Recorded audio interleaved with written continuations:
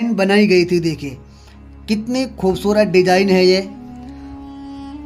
आज तो advance level की मशीन लोगों के पास उपलब्ध होती है, तब जाके ऐसी डिजाइन होती है। उस समय एडवांस लेवल की मशीनें नहीं थी, फिर भी वो लोग हाथ से ही नक्काशी करते थे। 6 या 8 गांव, 6 गांव इधर साइड थे और 8 गांव जो थे वो इधर साइड में थे कि उसका गांव जो था और उसका जो घर था ऑलरेडी पहले से ही नीचे बना हुआ था। यहाँ आप मस्जिद देख रहे हैं, आज तो ये मदरसा है। इसके पास में ही एक लगभग 500 या 650 साल के आसपास की एक मस्जिद है। और यहाँ देख रहे हैं, यहाँ ये दूसरी मस्जिद थी, क्योंकि यहाँ पे उस समय एक बड़ा गांव हुआ करता था जिसका नाम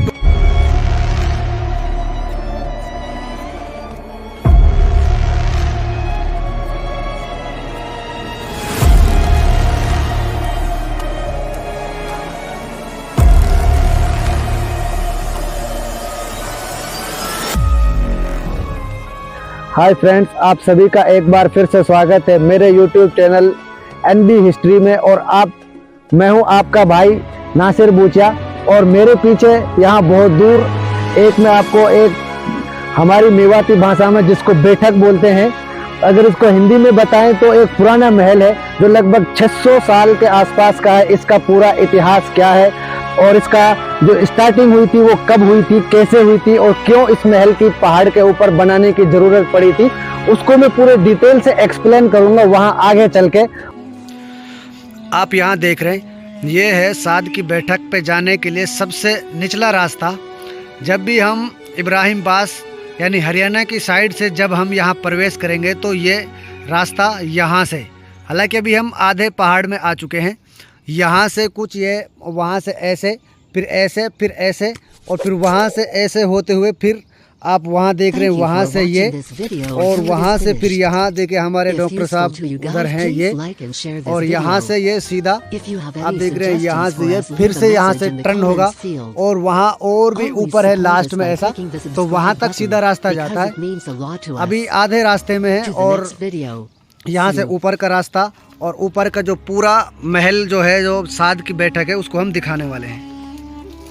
अब बात करें हम इसके हिस्टोरी की, तो जो साद सरदार थे उसको बनाने की इसको ज़रूरत पड़ी ही क्यों थी, क्योंकि जब उसके ऑलरेडी घर गांव में था। इसकी मेन वजह जो थी ये थी, देखो जो साद सरदार था उसके अंडर में 14 गांव थे। 6 गांव जो थे पहाड़ के इधर लेफ्ट साइड में थे जो आज हरियाणा में आते हैं, और जो 8 गांव थे वो इधर साइड हैं जो आज राजस्थान में आते हैं। सरदार साहब के लिए सबसे बड़ी समस्या थी कि इन 14 गांवों को सरदारी करना।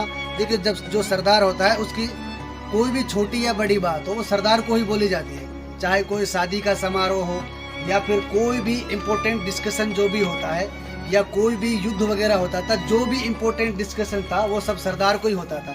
और सरदार के लिए ये बहुत ही ज़्यादा समस्या होती थी इनको मैनेज करना।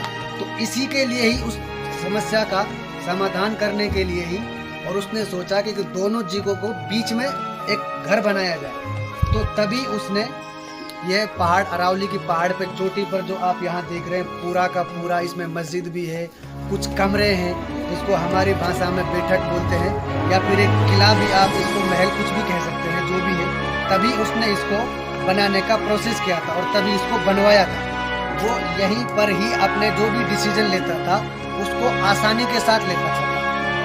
और यहाँ पास में ही एक बावड़ी है जो हमने आपको सबसे पहले भी थोड़ा दिखाया था और वो भी हम और भी दिखाएंगे। उस बावड़ी इसने बनाया इसीलिए था ताकि जो पानी था, क्योंकि पहाड़ में पानी की समस्या सबसे ज़्यादा होती है, तो उस पानी की आपूर्ति के लिए ही यहाँ पे एक बावड़ी को उसने मैन्युफैक्चरिंग करवाया था, जिससे साल भर के लिए पानी का स्टोरेज उनके पास रहे। और उस टाइम, आज तो खैर एडवांस लेवल हो गया, पानी कहीं भी कहीं से भी पहुंचाया जा सकता था। उस टाइम लोगों के पास खासकर मेवात जैसे इलाके में गाय भैंस बकरियां बहुत ज़्यादा रखते थे, यही उनका व्यवसाय था। खेती का उस समय ज़्यादा रेट था नहीं और लगभग आज 21वीं सदी, ये 16वीं या 15वीं सदी के आसपास, उस समय जब भारत में मुगलों का राज था और मेवात पे उन्हीं का राज था, तो कर भी बहुत ज़्यादा था मेवात पे। मुगलों ने मेवात में सबसे ज़्यादा कर लगाया था। उसकी वजह जो थी वो हम अगली वीडियो में डिस्कस करेंगे, क्योंकि वो टॉपिक नहीं है, वो बहुत ही अलग इम्पोर्टेंट टॉपिक है। तो उससे बचने के लिए ज़्यादातर लोग मवेशी ज़्यादा पालते थे, ना कि खेती करते थे। खेती में से आधा या लगभग 3 हिस्सा तक भी कई बार टैक्स देना पड़ता था, और वो फिरोज शाह ने लगाया भी था। लेकिन जो मवेशी होते थे उस पर ज़्यादा टैक्स नहीं था। ये मुख्य कारण था मेवात में बकरी पालन और गाय भैंस पालने का। उनकी पाने के लिए वहाँ जगह थी, और बकरी वगैरह पालने के लिए पहाड़ से बेस्ट जगह कोई भी नहीं होती। हालांकि आज तो यहाँ जंगली जानवर नहीं है, लेकिन उस समय शायद रहते होंगे, क्योंकि अरावली के पहाड़ में आज भी देखने को मिलते हैं। तो ऐसा नहीं है कि पहले समय में नहीं होंगे, उस समय ज़्यादा होंगे।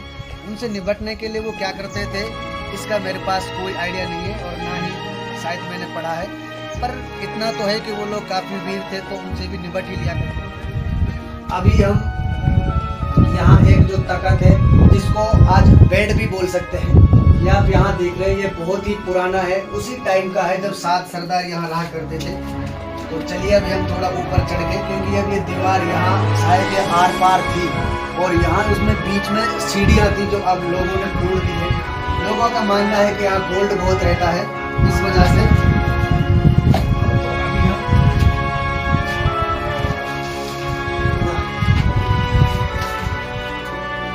ये आप देख रहे हैं यहाँ ये तख्त काफ़ी लंबा चौड़ा है, और ये लकड़ी है, लोहे की डिजाइन।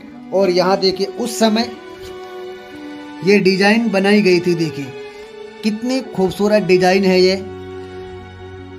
आज तो एडवांस लेवल की मशीन लोगों के पास उपलब्ध होती हैं, तब जाके ऐसी डिजाइन होती है। उस समय एडवांस लेवल की मशीनें नहीं थी, फिर भी वो लोग हाथ से ही नक्काशी करते थे। ये साध की बैठक मेवात के इतिहास में सबसे खूबसूरत जगहों में से एक जगह है। अगर मेरी माने तो मुझे सबसे अच्छी लगती है, और मैं यहाँ अक्सर जाता रहता हूँ। पर इस वीडियो में कई ऐसे भाग थे जो छूट गए। मैंने उनको रिकॉर्ड तो किया था, पर पता नहीं उसमें वॉइस कैसे नहीं आई, इस वजह से उसमें मैं यहाँ आपको दिखा नहीं पा रहा हूँ।